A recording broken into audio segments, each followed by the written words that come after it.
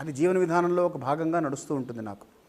అలాగే సనాతన ధర్మం అనేటువంటిది మన జీవన విధానంలో అప్రయత్నంగా ఉండాలి తప్ప దాన్ని ప్రయత్నపూర్వకంగా నేను గాలి పీలుస్తాను అంటే గాలి పీలుస్తూనే అంటూనే ఉంటాడు తప్ప గాలి పీల్చుకోవడం కష్టమవుతుంది.